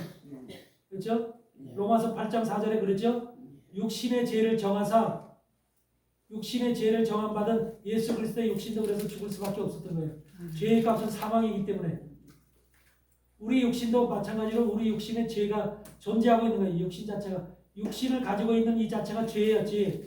그러니까 죄 덩어리를 우리는 껴안고 살고 있는 거예요. 죄 덩어리를 껴안고. 그래서 우리 육신은 죽었어야 되는 것인데 마땅히 사망당해야 될 육신인데 이 육신이 죄덩어리로 죽을 수밖에 없는 육신을 대신해서 예수님이 자기 육신을 찢고 물과 피를 흘리심으로 인해서 우리 죽어야 될 육신을 대신 살리셨다는 거예요. 살리셨다. 이게 믿음이잖아요. 구약 시대의 믿음은 율법을 쫓는 믿음의 의입니다. 믿음에 의해 율법을 쫓는 믿음에 의해. 하나님이 하라 했을 때는 하나님의 말씀에 복종했을 때는 어떻게 해요? 네? 생명을 얻고 복을 받고, 그걸 거절했을 때는 하나님 말씀 쫓지 않을 때는 저주와 사망이 있다는 거죠. 그래서 신명기 28장에서 복과 생명과 사망과 저주를 너희 앞에 놨다 했잖아. 우리 앞에. 율법이라는 것은 바로 복과 생명과 저주와 사망이라는 것이 그 율법의 앞에 놓여 있는 거예요. 그래서 우리가 복을 택할 것이냐, 생명을 택할 것이냐, 사망을 택할 것이냐, 저주를 택할 것이냐 하는 것은 그 율법을 믿는 그 사람들이 선택이에요. 선택. 근데 복음에서 구약 속에서의 그래서 의라고 하는 것은 그 율법을 제대로 하나님의 명령에 의해서 지키고 행했을 때 그래서 의롭다고 인정을 받는 거예요. 율법의 의. 근데 신약의 의, 복음의 의는 뭐예요? 복음의 의. 그 구약의 율법의 의와 복음의 의는 같겠어요? 다르겠어요? 예수님을 통해서 오는 건 우리가 자유한 일이는 복음의 의는 첫째 뭐예요? 주님의 십자가 사건이죠. 가장 중요한 건 십자가 사건이에요. 십자가로 내 죄가 속죄됐다는 거.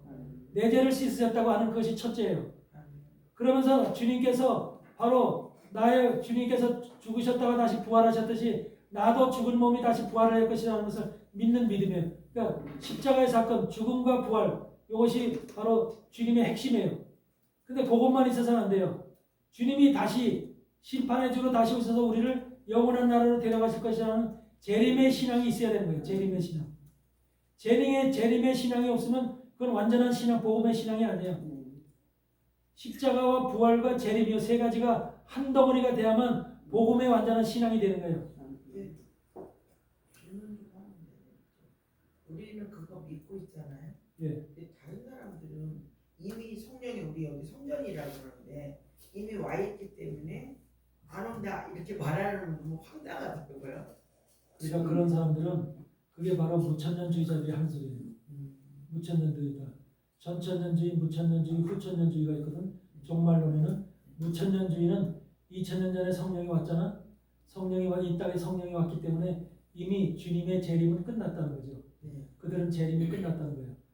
성령이 온 것을 재림으로 여기는 거예요. 근데 절대 그런 게 아니라 주님의 재림의 시간은 별도로 정해져 있어요. 그래서 아버지도 모르고 우리도 아들도 모르고 성령도 모르고 아무도 모르고 아버지만 주님이 오시는 시간을 알아요.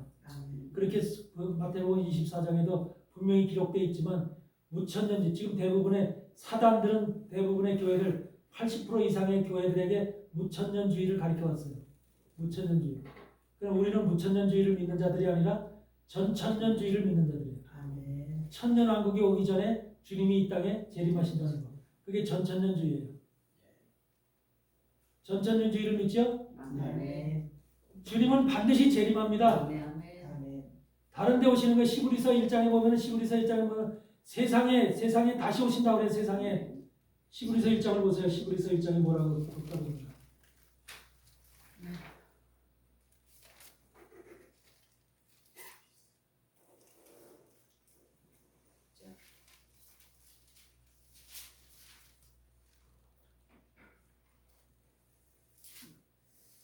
히브리서 1장 6절을 보니까 또 마다들을 이끌어 세상에 다시 들어오게 하실 때 어디에 들어오게 하셔? 세상에 다시 들어오게 하실 때 마다들을 이끌어 하나님이 모든 천사가 저에게 경배할지어다 이렇게 말씀하고 있죠. 또 히브리서 2장에 보면은 히브리서 2장 5절에 보니까 하나님이 우리의 말한 바 장차 오는 세상을 천사들에게 복종케 하심이 아니라 그래서 장차 오는 세상이 있어요 없어요? 장차 오는 세상은 주님이 만들어 가신 세상이에요. 아멘. 그러면서 이 주님이 이 재림하실 때는 어떤 사람들에게 오신다고 그랬어요? 주님이 이 땅에 재림하실 때 어떤 사람들에게 오신다고 약속하셨죠? 9장 히브리서 9장 29절 28절을 보세요. 히브리서 9장 28절 보면은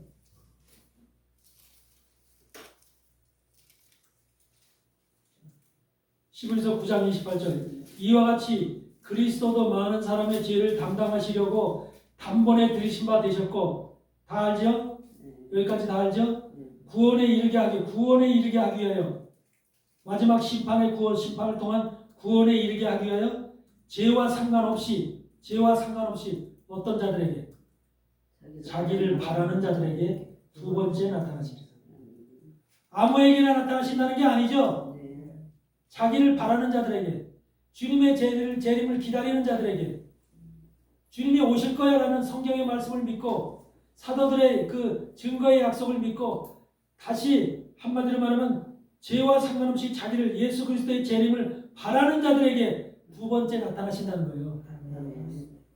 그러니까 무천년주의로 이렇게 주님이 지금 왔다, 성령이 왔다, 이래서 주님은 재림하지 않을 것이다 이렇게 하는 사람들한테 주님이 오시겠어요, 안 오시겠어? 나타나시겠어요, 안 나타나시겠어요? 안 나타나죠. 네. 주님은 바라는 자들에게 마지막 초대교회 때 주님이 오셨을 때는 처음에 2000년 전에 주님이 오셨을 때는 모든 인생들을 위해서 오신 거예요. 인류를 위해서 오신 거예요. 인류에게 구원을 베풀기 위해서. 그렇지만 그걸 받아들인 사람도 있고 안 받아들인 사람도 있고 영접한 사람도 있고 영접하지 않은 사람도 있고 즉 영접한 사람들은 교회를 다니는 거예요. 교회를 다니면서 또 교회 속에서 교회 주님의 종들이 된 거예요. 그래서 영접한 사람들. 그 영접한 사람들 속에도 바로 주님이 왔어 하고 이렇게 80% 이상의 교회들이나 이런 데들이 무천년주의자들에 대해서 더 이상 주님의 재림을 기다릴 필요가 없어. 이렇게 계시록의 말씀은 상징적인 말씀일 뿐이야. 이렇게 얘기함으로 인해서 그 주님이 다시 온다는 재림을 하나 싹둑 잘라서 없애버린 거. 이런 신앙을 믿고 있는 사람들이 있는 반면에 나머지 10%에서 15%, 20% 안쪽의 그런 신앙인들만이 전천년주의 신앙을 가지고 주님이 오실 거야. 세상에 다시 오실 거야. 나는 주님을 바라고 기다리고 있으니까 그분이 내게 이 마지막 때 나를 찾아오실 거야. 그래서 라오디게 교회에게 뭐라고 했어? 마지막 시대 주님이 오실 때는 어떤 사람 주님이 나 왔다 하고 세상 교회 이 하늘 서울 하늘에 떠서 내가 왔다 이렇게 얘기 안 해요. 마지막 시대 주님이 오실 때는 어떤 모습으로 오세요? 바라는 자들에게 나타나신다고 그랬잖아. 바라는 자에게. 그럼 이 지금 교인이 여기 만약에 교인이 만약에 100명 있다고 쳐봐. 100명 있는데 100명 중에서 온전히 한 2명만 하나님을 재림을 기다리고 있어. 바라고 있어. 나머지는 상관없어. 그냥 지금 현재 교회에서 복 받고 그냥 잘 되고 출세하고 성공하고 돈 벌고 그러고 살면 하나님이 복 받았다고 사는 거야. 근데 100명 중에서 2사람은 하나님 반드시 오실 거야. 성경이 그렇게 약속하고 있으니까 제자들을 통해서 사도들 통해서 그렇게 약속하고 있으니까 반드시 오실 거야. 나는 주님을 기다려. 언제쯤 주님이 오실까? 마라나타 주님이 어서 오시옵소서. 이렇게 기다리는 마음을 가지고 심령을 가지고 신앙생활을 했다면 그 바라는 자들에게 어떤 모습으로 나타날까? 환상으로 나타날까? 꿈으로 나타날까? 아니요. 우리 이 심령으로 알려주자. 그렇지. 답을 정확하게 바로 우리 마음을 찾아오십니다. 마음을 찾아오셔서 우리 마음을 녹화하는 거예요. 그래서 라오디가 교회에서 내가 문 앞에서 문을 녹화하노니 그러잖아. 문을 녹화하노니. 라오디가 마지막 교회에게 문을 녹화하니 심령의 문을 저 문을 녹화하는 게 아니라 마음의 문을 녹화하노니 여는 자마다 내가 들어가서 너와 함께 먹고 마시리라. 먹고 마시는 게 뭘 먹고 마셔? 저 뭐 순댓국 먹고 마셔? 뭐 설렁탕 먹고 마셔? 말씀을 영으로 그렇죠. 하나님 말씀을 먹고. 그래서 여러분들이 지금 먹고 마시는 일을 하고 있는 거예요. 먹고 마시는 일을 하는 것이 마음의 문이 열렸기 때문에 주님이 들어와서 마지막 시대의 종말의 말씀을 듣게끔 하기 위해서 또 듣기 위해서 하나님이 이 자리에서 지금 여러분들 속에서 말씀하시고 그 말씀을 듣고 깨닫고 마음속에서 지금 변화를 받고 은혜를 받고 하는 거예요. 이게 준비하는 과정인 거예요. 아멘. 아멘. 마음의 문을 놓고 하시는 게 마음의 문을. 어떤 사람들은 보면 무슨 환상으로 뭐가 보였다, 뭐가 들었다, 이런 거 얘기하는데 그런 거는 전부 다 사단이 보여주는 거예요. 사단이. 여자는 사단은 사람의 실질적으로 꿈이나 환상으로 다 보여줘. 꿈이나 환상으로. 꿈이나 환상으로 보는 걸 믿으려고 하지 마. 에스겔서나 예레미야서에서 꿈꾸는 자를 죽이라. 꿈꾸는 자를 죽이라고 그랬어. 그래야 안 그래요? 그런 말씀이 있어요, 없어요? 여러분, 꿈을 믿지 마라. 우리 속에 영을 역사하는 우리 영을 갖다가 관여하고 개입해서 우리의 영의 세계를 컨트롤하고 있는 영이 바로 하나님의 영이나 성령이나 아니면 사단의 영, 둘 중에 하나예요. 그럼 구약에서 꿈을 꾸는 걸로다가 그게 이루어졌던 거가 있고요. 지금 신약에서는 우리 마음으로 이게 오는 게 있는 거가 있는데 그건 어떻게? 구약 시대는 성령이라는 게 안 왔죠. 네네. 성령이라는 게 나오지 않았기 때문에 하나님께서 선지자들에게 하나님의 선지자 세우심을 받은 선지자들에게 영에게 하나님께서 나타나신 거예요. 네네. 그래서 꿈도 꾸게 하고 환상도 보게 하시고 구약 시대는 그랬어. 그런데 지금 시대는 그런 시대가 아니야. 성령 시대야. 네네. 이미 성령이 와서 계셔. 네. 근데 꿈을 꾸고 한다는 것은 이미 성령을 무시하는 거예요. 자기에게 별도로 나타나시는 그게 아니라 하나님은 구약 시대는 말씀이 없었어. 우리처럼 성경책이라는 게 없었어. 그때는 그렇기 때문에 선지자들을 통해서 선지자의 입을 통해서 예언을 하고 예언을 하려면 하나님께 뭔가 주셔야 되잖아. 그런 것들을 통해서 하나님께 역사하셨기 때문에 현대 우리 신약 시대에 역사를 했던 주의 종들의 모습과는 다른 거야. 그래서 우리는 현대는 그런 꿈꾸는 거는 사단들은 그런 모습으로 다 우리를 유혹해. 그래서 하나님을 본 것처럼 광명의 천사처럼 나타나 우리의 머릿속에. 그래서 불법을 행하는 자들은 나는 너를 모른다라고 말하는 게 그건가요? 그렇죠. 그렇게 하면서도 그 사람들은 그걸 갖다가 하나님의 역사로다가 받아들여. 하나님의 역사로 받아들이고 하나님의 일로다가 그렇게 성경에 그러잖아. 우리가 고린도전서에 보면 고린도후서 6장에 있죠. 광명의 천사. 의의 일꾼, 양의 옷을 입고 있다 그러잖아. 거짓 선지자들에게 그런 것이 온다니까. 광명의 천사로. 그러니까 우리에게 무슨 영이 와요? 우리가 열왕기상을 보면 열왕기상에 무슨 말씀이 나오냐면 그 시드기야라고 하는 선지자에게 아합 때 여호사밧 왕과 전쟁터에 나가죠.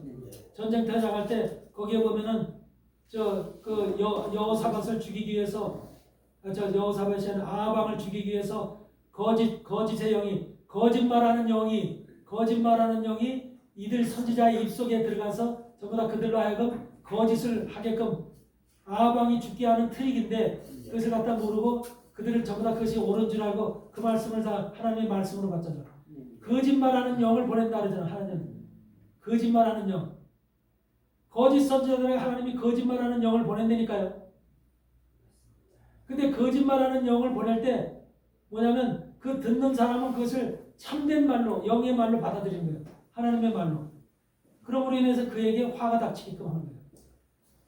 이런 것이 성경에도 분명히 기록되어 있듯이 하나님은 거짓말하는 영을 통해서 우리의 영을 한마디로 사단을 시켜서 그렇게 거짓말하는 영을 우리에게 보내죠. 지금도 마찬가지야. 거짓 종들, 거짓 선지자들이 거룩한 말을 하는 것도 그것이 거룩한 말이 아니라 그들 속에는 거짓말하는 영이 한마디로 사람들이 듣기에만 좋은 것 같이 말을 하는 거예요. 그렇지만 그 말씀을 듣고 행하고 따를 때 그에게는 화가 미치는 거예요. 이런 식으로 거짓말을 하는 영이 분명히 있다는 사실을 알아야 돼요. 거짓말하는 영이 참된 선지자에게 있는 것이 아니라 참된 선지자는 말씀을 근거로 얘기하는 거예요. 말씀을 근거로.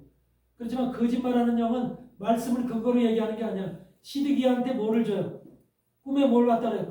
시드기야가 꿈에 뭘 봤다 그래?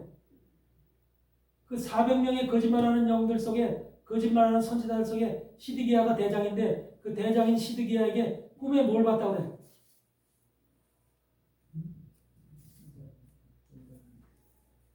저기를 만들어서 뭐라 그러죠? 무기 그 공격하는 그 무기를 만들어서 그 무기를 직접적으로 꿈에 보여준 거예요. 그래서 무기를 만들어서 이 무기를 만들어서 가지고 나가서 싸우면 이긴다고 하나님이 말씀하셨다는 거예요. 근데 그게 바로 뭐야? 그 무기가 그러니까 그와 같이 정확하게 보여주는 거예요. 사단은 거짓말을 하기 위해서 비스드름하게 보여주는 게 아니라 정확하게 무기까지 만들어서 보여줬다고 하니까 얼마나 정확하게 보여준 거예요. 그래서 시드기야가 그 무기를 선지자들에게 만들어서 군대들에게 그 무기를 만들어서 가지고 싸우면 이긴다고 가르쳐 줬는데 실제 가서 싸워서 어떻게 져서 패해서 죽잖아요. 시드기야가 바로 그와 같이 정확하게 그러면서 참된 선지자의 뺨까지 때리잖아.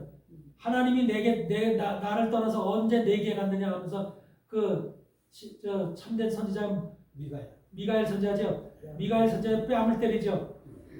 그와 같이 여러분들 오늘날도 거짓 선지자가 수두룩하거든요. 거짓 선지자들이 하는 말을 믿었다가는 망하는 거예요. 그 인생이. 그 말씀을 쫓아서 살았다가는 그 인생이 패망한 인생이 되는 거예요. 황폐한 인생이 되는 거예요. 하나님은 그래서 우리에게 말씀을 주신 거예요. 정확하게. 말씀을 주시고 이 말씀을 쫓아가라고 하는 거예요.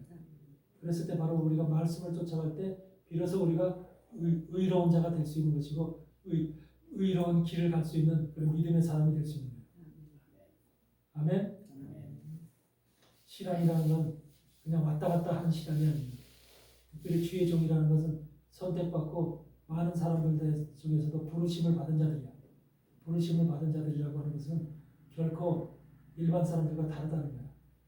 우리는 그렇게 부르심을 받은 한번 선생으로 그렇게 가르치는 자로 부르심을 받은 거야. 그러니까 나만 여러분들을 가르치는 자가 아니라 여러분 자신들이 전부 다 가르치는 자야. 백성들을 가르치는 자고 백성들 앞에 나가서 하나님의 뜻을 하나님의 마음을 전부 다 전해야 될 그런 자들입니다. 그렇기 때문에 여러분들을 아무나 하나님이 가르치는 자를 아무나 부르겠어요? 여러분은 못해서부터 이미 하나님의 선택과 부르심을 받은 자들이죠. 이것이 굉장히 중요한 것입니다. 그래서 여러분은 긍지를 가져야 돼요. 하나님이 나는 그냥 종이 아니라 하나님의 부르심을 받은 선택함을 받은 그런 종들이다. 종이다. 나는 하나님의 사람이다. 나는 진정 하나님의 사명을 가진 하나님 마지막 종말의 종이다. 라고 하는 확실한 신념, 믿음의 신념을 가지고 나갈 수 있는 그런 종들이 되어야 된다는 거예요. 아멘? 두리뭉실한 종이 되지 말아요. 교회나 해놓고 교회 이름 붙여놓고 그냥 성도들 예배나 드리고 하는 그런 종이 아니라 성도들에게도 진짜로 성도들을 생명의 길로 인도하는 그런 종들이 되어야 되는 거예요. 그렇지만 하나님의 종은 반드시 하나님으로부터 의롭다고 인정을 받는 것이 중요하다는 거죠. 아브라함과 다윗과 베드로와 야곱, 요한처럼 모든 것을 내려놓고 버리는 이것이 먼저 있어야 된다는 거예요.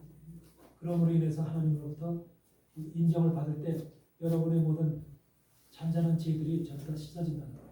하나님의 가르침을 받고 인정치 않는 그런 하나님의 죄로부터 자유함을 얻는 그런 하나님의 사람들이 된다는 사실을 기억하시고 잊어버리지 마시고 반드시 이 가운데서 여러분들이 어버이날 우리는 다른 것이 어버이가 아니라 영의 아버지인 우리 아버지 영의 아버지한테 어떻게 효도할 것인가 어떻게 아버지의 마음을 흡족하게 할 것인가 내 마음에 합한 하나님이 나를 볼 때 내 마음에 합한 종이다 내 마음에 합한 자다 이렇게 나한테 부를 정도로 하나님이 나를 인정할 수 있는 아비가일과 같이 하나님을 기쁘게 하는 자가 될 수 있는 그런 존재가 되어야 된다는 거예요. 아멘. 아멘.